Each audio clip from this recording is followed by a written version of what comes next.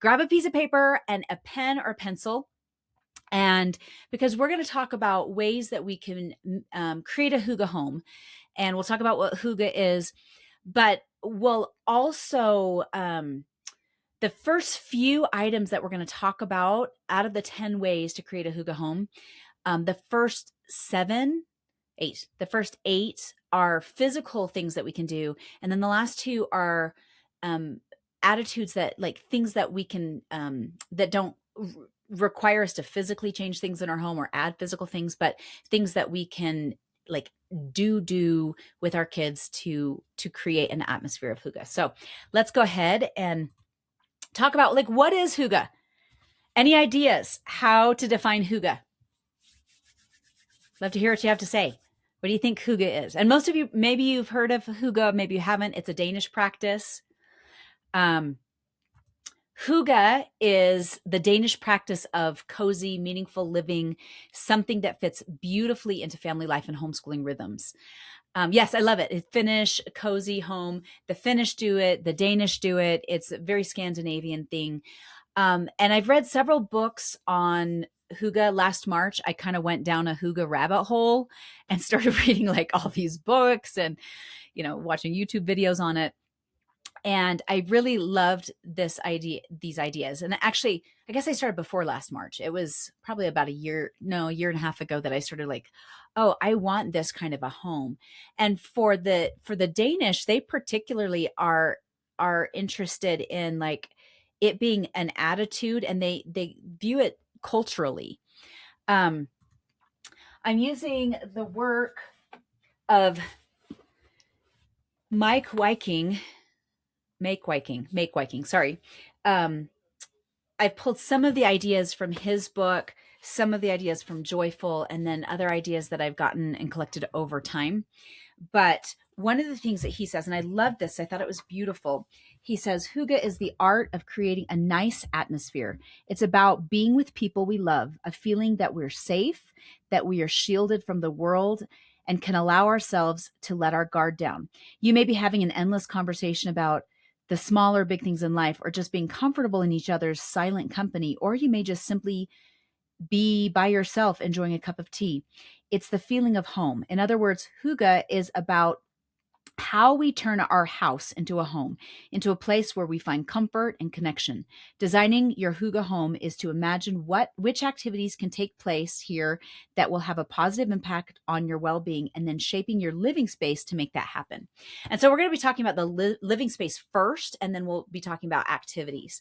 And then I've also pulled from Joyful, which talks a lot about color. At first I thought that they kind of conflicted, but I don't think that they do. So let's keep moving on.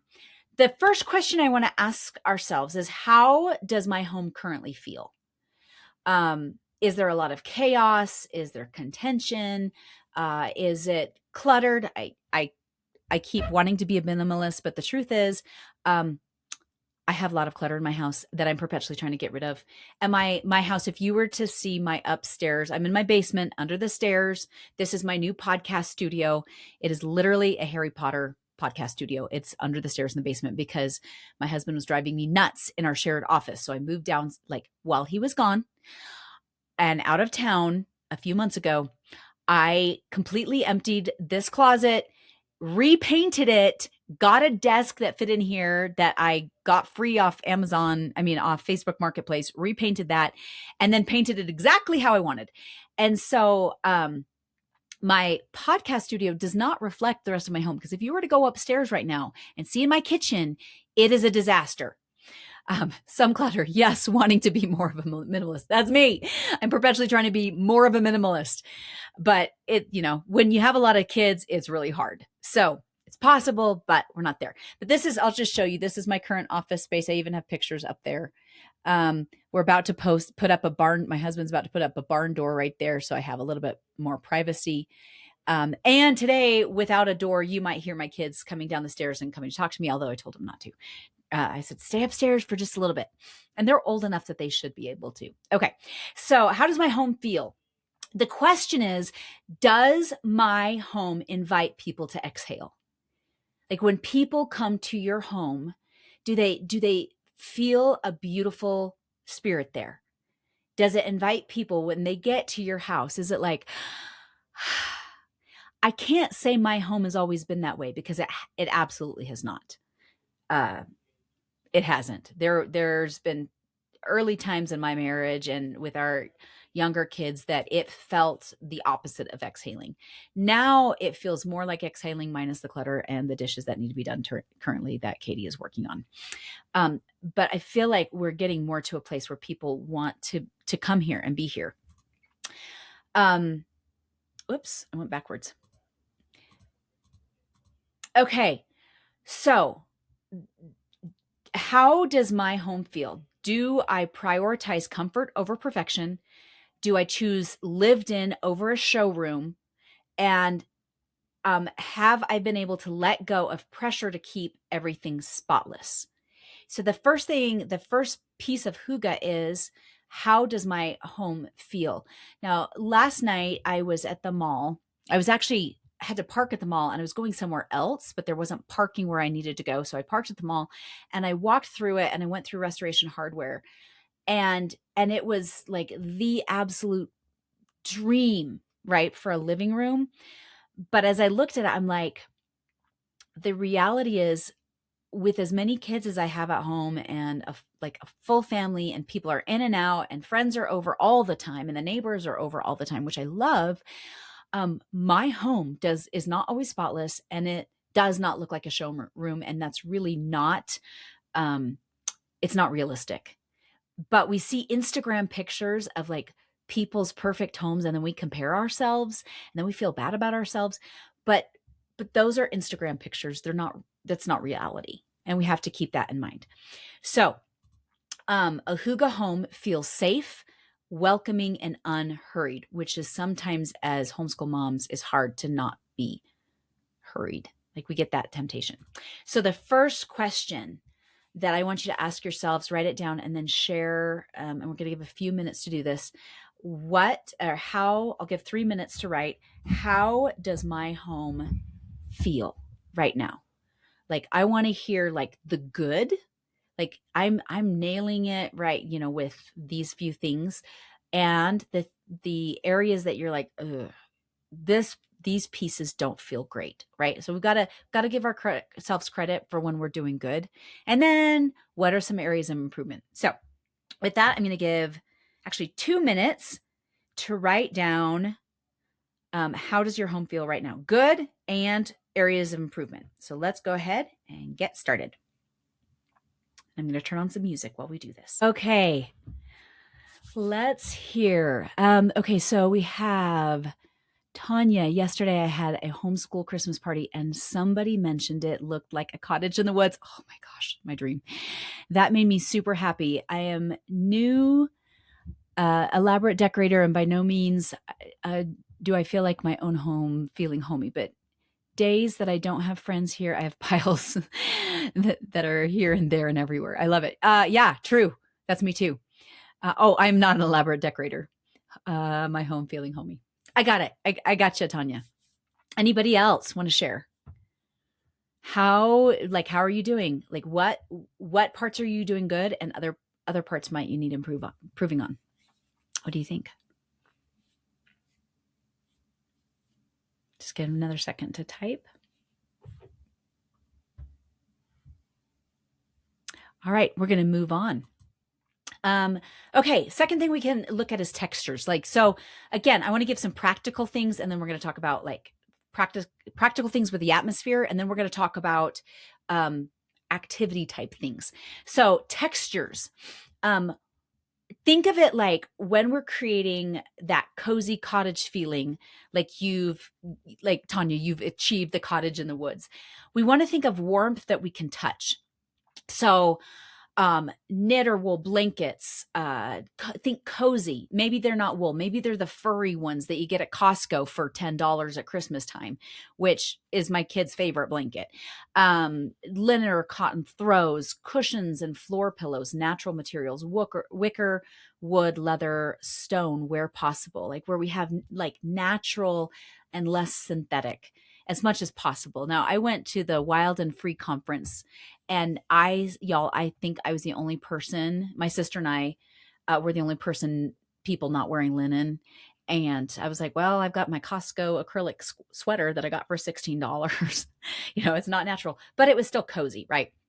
And I loved it. If you can have the chance to go to the Wild and Free conferences, they're pretty cool.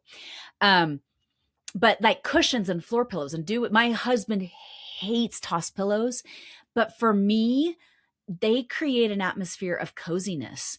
And so I'm trying not to have too many because it makes my husband crazy.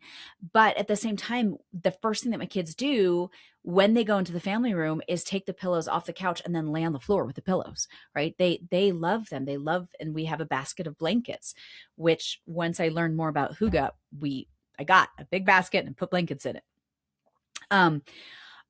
My 9-year-old, I asked my kids, what do you want for Christmas? And they don't ask for a lot.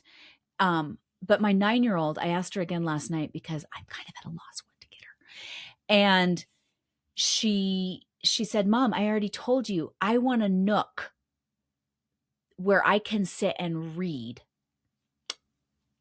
in the corner upstairs by the bookshelf. And right now there's stuff in that corner. And so last night I was like, okay, I've got to move the bookshelves a little bit so I can make her, but that's what she wants for Christmas. She wants her own reading nook. And I can create that actually pretty cheaply with like making that her corner and then putting pillows there and I was like, should I do a little hanging light or just get a little lamp? I don't know. I'm going to figure it out, but that's all she wants for Christmas. Same here. My husband doesn't prefer pillows either. Yeah. Well, I think it's all husbands. They're like, I got one pillow. That's good enough on the bed. We don't need any pillows on the couches. So husbands are funny that way. Not toss pillows. My husband hates them, but I'm like, no, our kids love them. I love them. Anyway. Okay.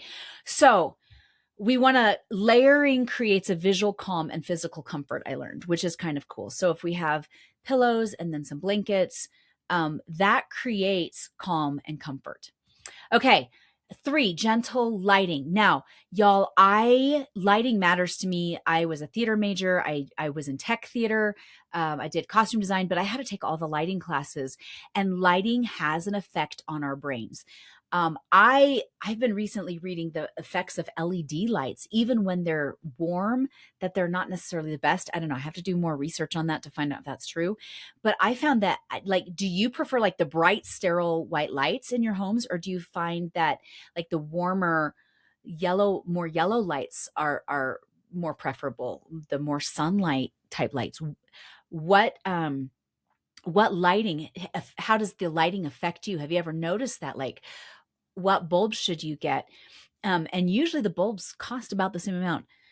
There's the mood. I always have a lamp on in every room, yellow lights warming. Yeah, I'm the same. Like, even y'all, you can't see them here, but I've got these ring lights and I always try to keep them on a warm setting. The lights above, which I have off currently, are really bright. And actually I'm going to be changing those out because I feel like I'm in an operating room when they're on.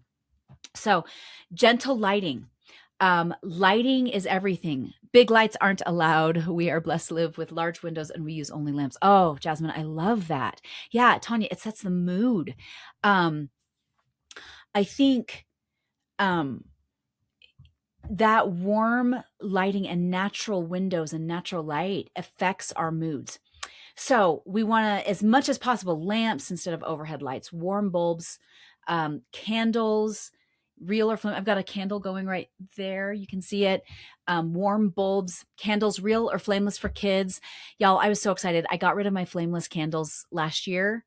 I actually gave them to my friend who's a caterer because my kids are now at an age where I'm not concerned if I do have candles burning that they're going to knock them over. When they were little, I couldn't have any real candles because either they they still do this. Like they'll try to put them out like this.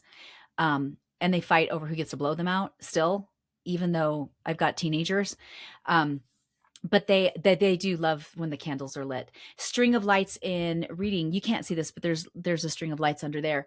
I have started adding strings of lights. And I think that's one reason I love Christmas so much is like, I love the white lights of the Christmas tree. I love the little lights on the, when I put up the garlands, like I love that. It invites warmth. Like it reminds me of like a children's storybook, like Peter Rabbit, where you just feel cozy. There's something about lighting that affects us, which is no surprise. So soft light signals rest and togetherness. Okay, did I do number 3? Yeah, I guess that was number 3. Let me make sure. Yeah, warmed. Okay, number 4, gathering spots. I keep garland with I love that around your hutch. Oh, I love that. That's a good idea. I think I might do it on my mantelpiece because I just love like strings of lights. Gathering spots. Designated places where people can naturally linger. I have a strong conviction for kitchen tables. Like I read a poem once and I wish I could have found it for today, but it's all about how the kitchen table, like the life of a kitchen table and how it's where people eat together, where they pray together, where they get in arguments together, where they bury the hatchet, where they play, and the importance of a kitchen table. So, do we have designated places where people can naturally linger? Reading nooks with a chair, lamp, and blanket. Hence, what my daughter wants for Christmas is her own corner. A family couch with enough pillows to sink in. A kitchen table that invites conversation and tea and hot chocolate. Like, do we have some designated spots in our home, or would we do better about creating some?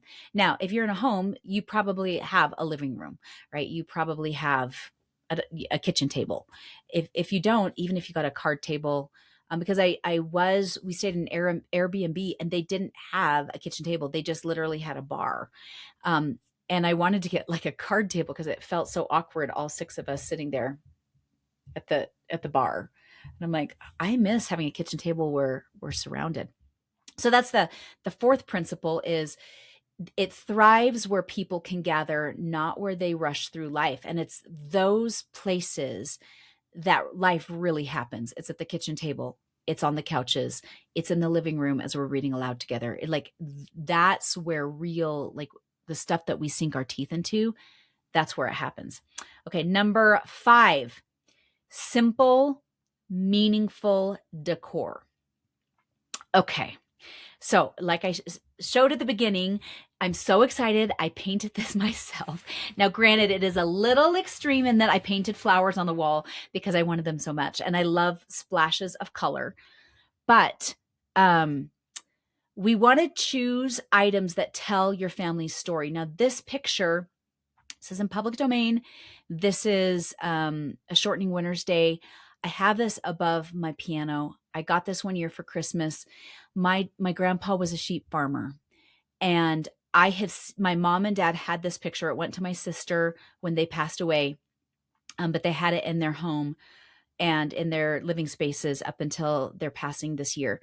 And this encompasses, for me, like my family, this picture here that is here at the bottom right there.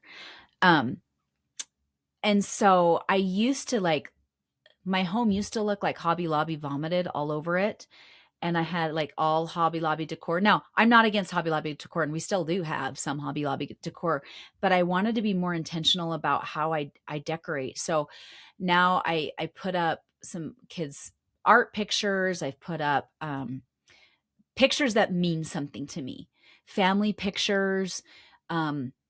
And I've gotten rid of a lot. Like I said, I still do have some like canned pictures from Hobby Lobby, but for the most part, I wanted it to be about our home. Like this, when you come into my home, it tells the story of our lives, even in all the messiness. I'm going to put the camera up here. So I even have a picture. It's upside down when I do that. But I put a little picture of Glen Erie Castle, which is here in Colorado Springs. And it's one of my favorite places in the whole earth. And just looking at that makes me happy, right? That it tells a story. My kids, like my daughters and I, Once a year, go to tea at the castle. And like, this is a visual representation of part of our lives, right? So family photos, not just random framed art, children's artwork, handwritten verses or quotes, books on display, not hidden away. And I know there's like, I've been watching some decorators and they're like, hey, words on the wall are out. But when my mom and dad died, there is a friend of my mom's who years and years and years ago wrote a scripture, and she calligraphied it and then painted it. And when my mom and dad died, I was like, I told my siblings, I'm like, I loved the person who gave that to us. And if it's okay, I'd love to have that for our walls. And it has these beautiful written scripture verses that mean something to me.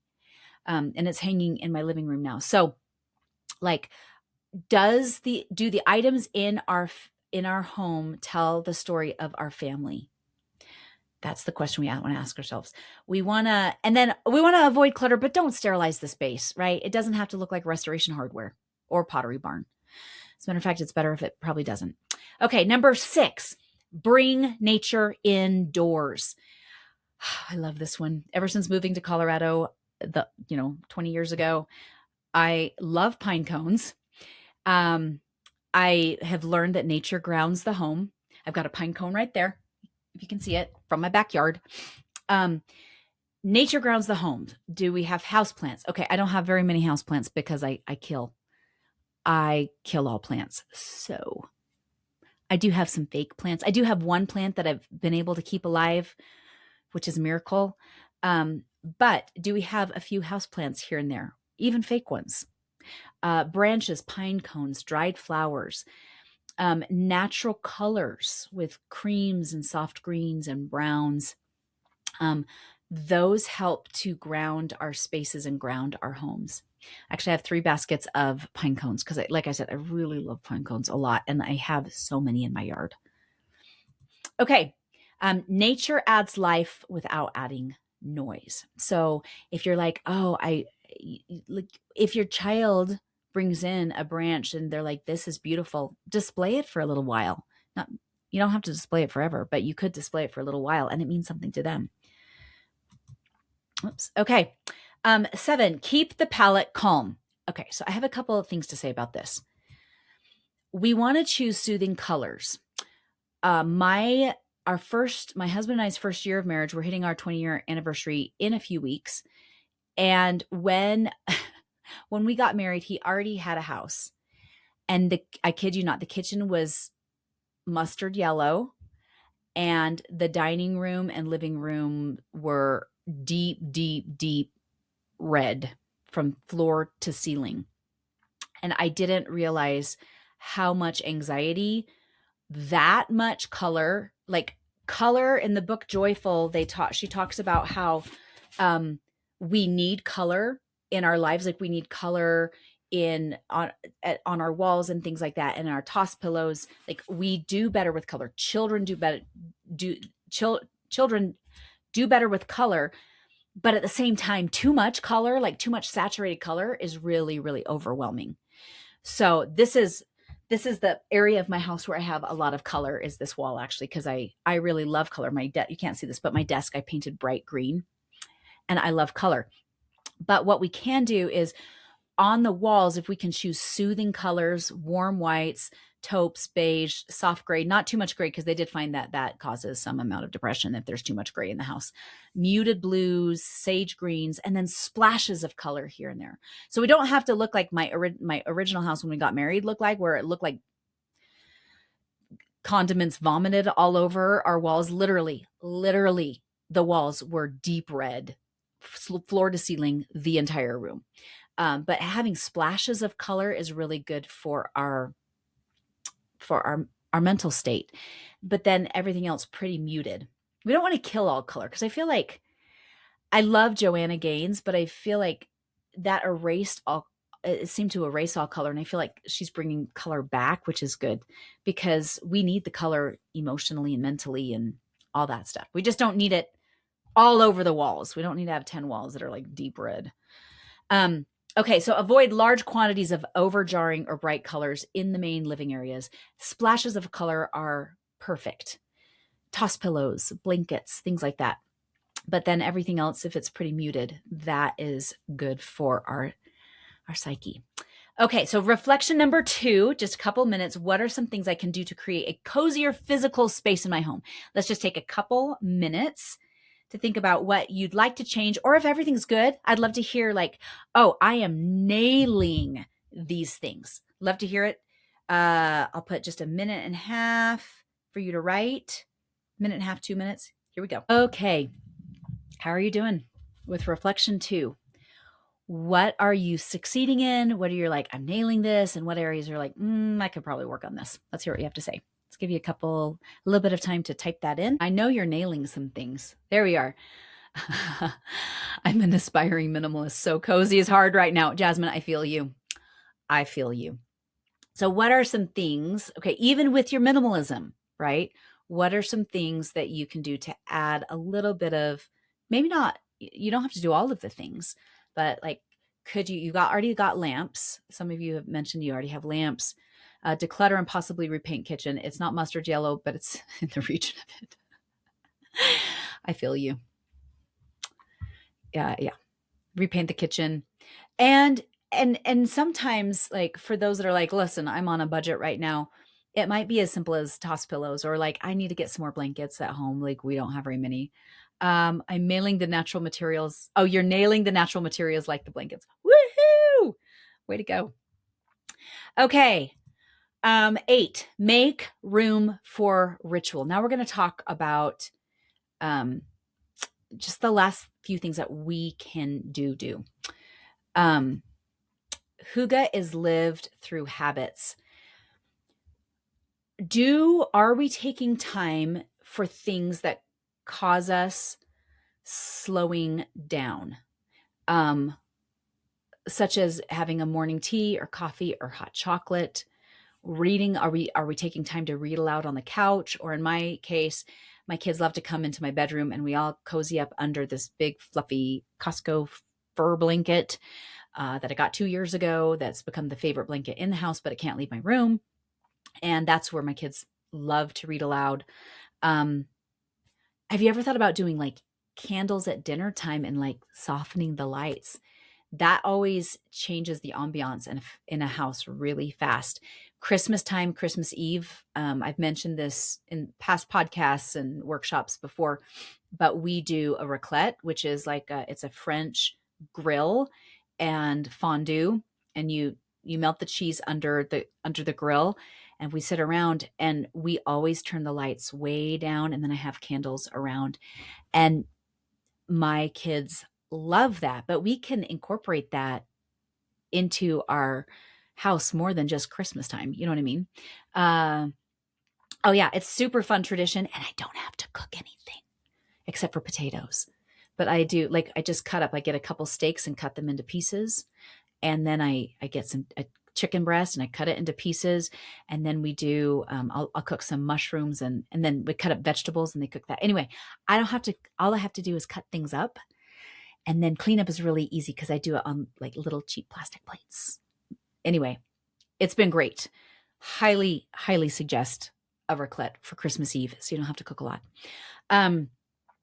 Quiet music during homeschool work, even in the mornings when I have the opportunity. I work out in the mornings, and then when I get back, the days that I turn on soft music, it changes the mood of the household. And I have to work on that more because I still waking up going, the dishes are not done.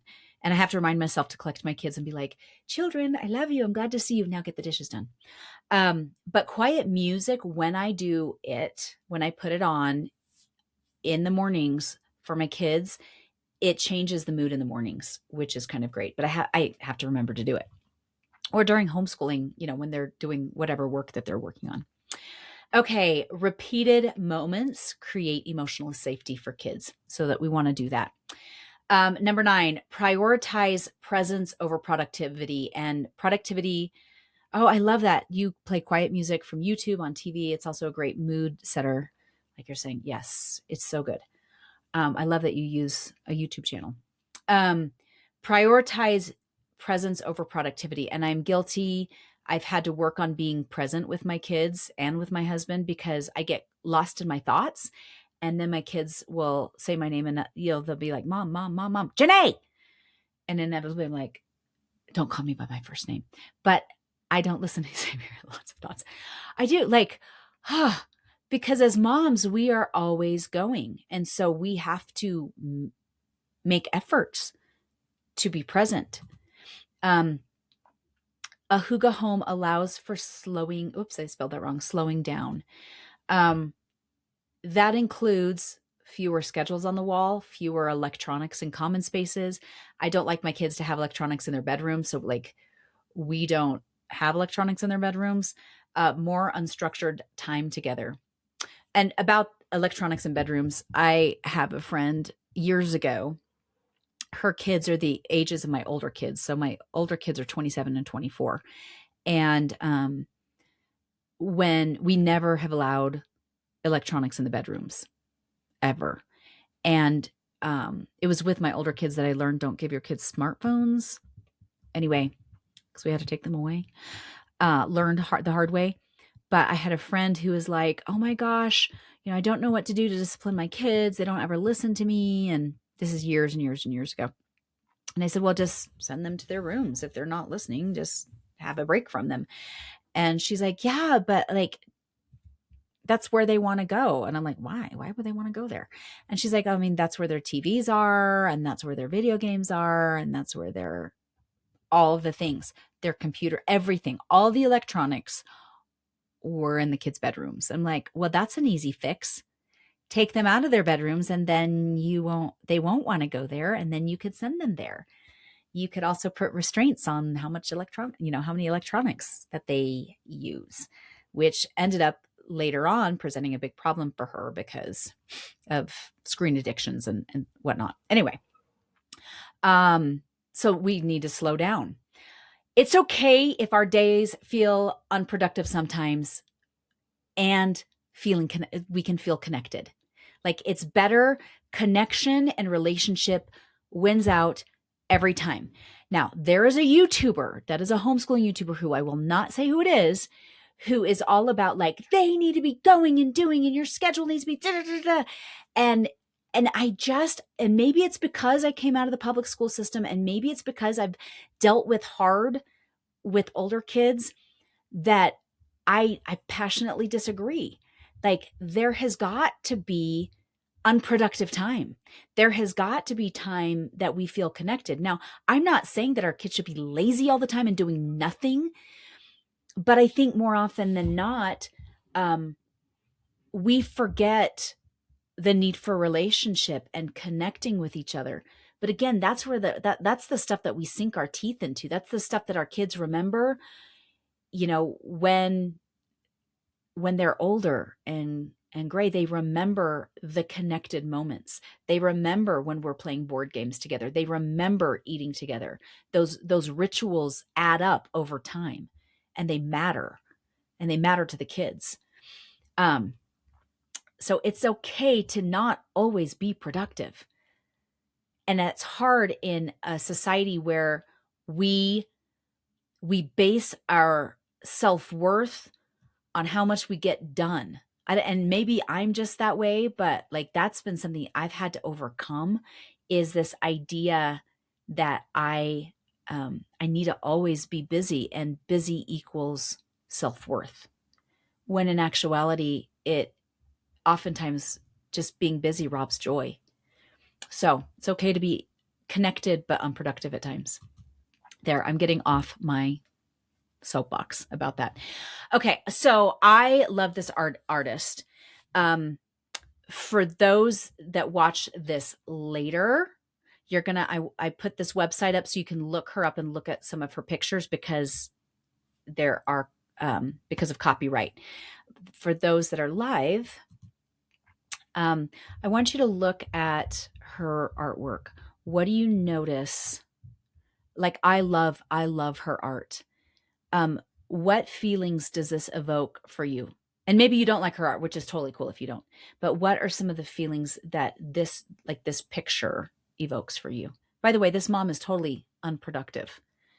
And yet she's doing so much. I love that. I love that, Tanya. Thank you for giving permission to connect and not be productive. That's my goal moving forward. Okay, warmth. Yeah, warmth. And notice how she's incorporated lights here in the window. She's incorporated lamp light. She's got some dried flowers here. Like there's just this coziness. I'm going to show you rest and digest, nourished. Yeah. This is one of the reasons I love this artist so much. And she's got her paintings are beautiful. And I've got actually a couple of her pictures, prints of her pictures. Let me show you another one. Again, I have to edit this out when I put it up. This one is called Easter Sunday. And yes, her pictures are very idealistic, but there's something like when I look at them, like there's stuff that I sink my teeth into. Tea with family, grandma reading with the child. I don't know what child would actually be riding a sheep. But it's okay. Picnic. And, again, the kids on the horse, the feelings that it evokes of togetherness and connection. Like when I think of Hygge, this is what I think of. Like, I want my home to feel like this. Not that it always does. My kids were fighting yesterday when we were coming home from Denver in the car. My kids were fighting almost the whole time. It was awesome. It was not warm and mushy. Anyway, doesn't always happen, but this is what I strive for. And sometimes we've got to have something to strive for. Yeah, space. There's space there, but there's intimacy there. Okay. Number 10.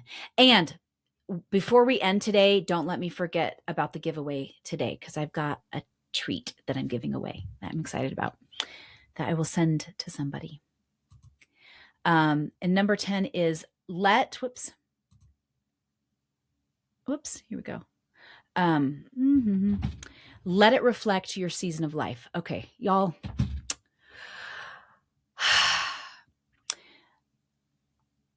We go through seasons of life. You know this. I know this.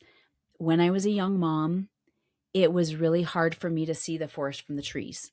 It was harder for me to keep my house clean as a young mom than it is now. I've got people who can help. My kids can help. My kids are old enough that, they can significantly help. But as a young mom, when I still had really little kids at home, it was really hard to keep things clean. It was hard. Sometimes it was all I could do to shower. And I felt like I was winning if I took a shower. Life comes in seasons, and we have to give ourselves grace during those seasons. With my parents passing, I had been planning to do a retreat next summer. And I was so excited about it. Like it was going to be at Glen Erie Castle. And my husband said, at this season in your life, with everything that's going on with the podcast, I'm in the middle of writing a book right now that's supposed to be coming out in April, and I'm behind. And then my parents passing. And my husband said, is this the time? You still have 3 kids that you're homeschooling at home. You just lost your parents. Is this the time to do that event, or can it wait? And he said, I feel like it needs to wait.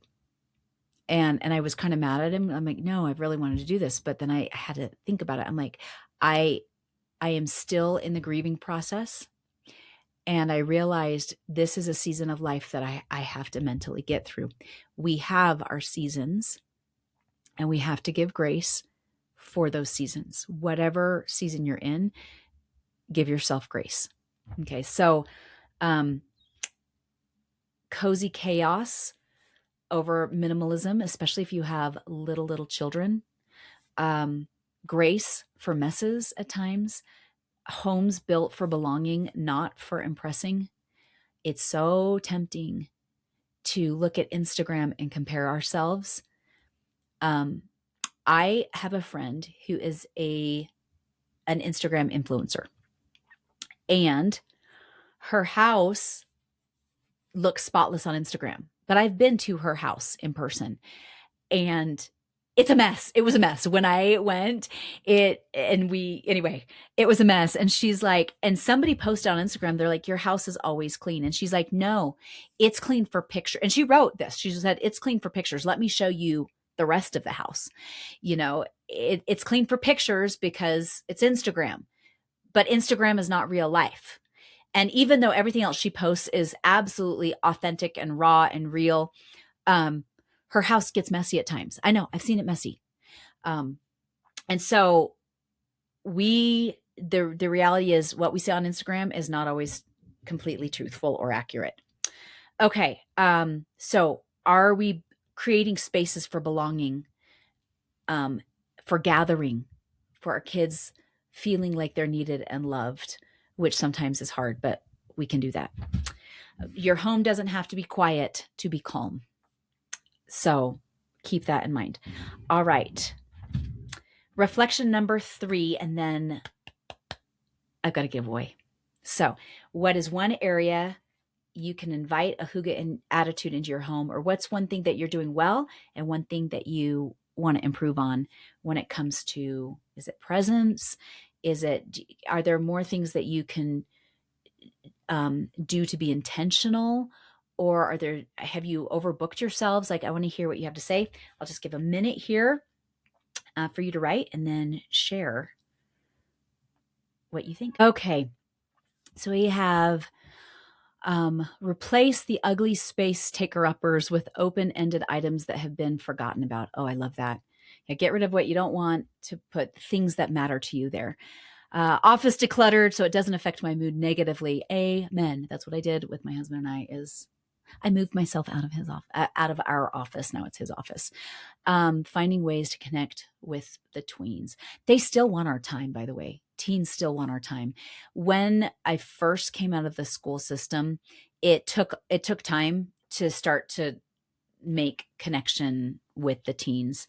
If you have not watched the workshop on reconnecting with the teens, it was from a few months ago, that I give very specific things that you can do that I'm always like, I keep a reminder of like, oh, I need to do this and this and this and this. I need to collect them and I need to do that. So if you haven't watched that, that might give you some good pointers. And if you haven't read Hold On to Your Kids by Gordon Neufeld, that's another one to connect with teens. So thank you for sharing. Y'all, thank you so much for coming today. Now, as I promised, I have a giveaway. And the giveaway today, I have 2 that I'm sending out, and they're going to my 2 people who have been the most active in the comment section, and that is Jasmine and Tanya. You will be, if you want it, and this is, I'm going to send you a little Hygge starter pack for you. And this is what's coming in it. A beeswax candle with a little candle holder, a little teacup and saucer, although it may not be this one, a little teacup and saucer, and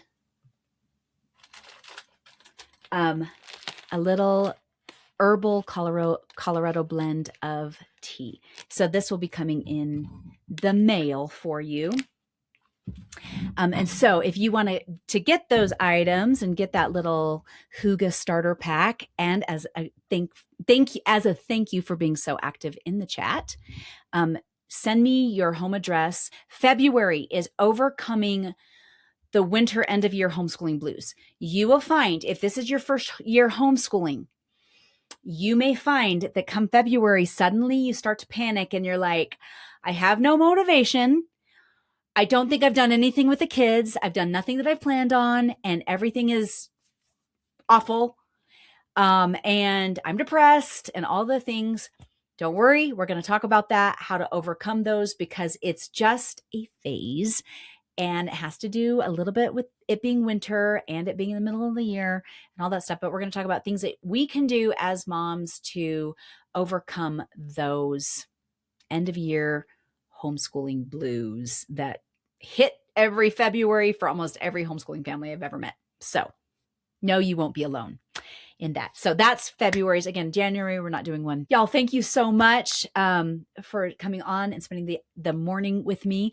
I hope you have a wonderful time. You're doing so much better than you think you are. You got this. We will talk later.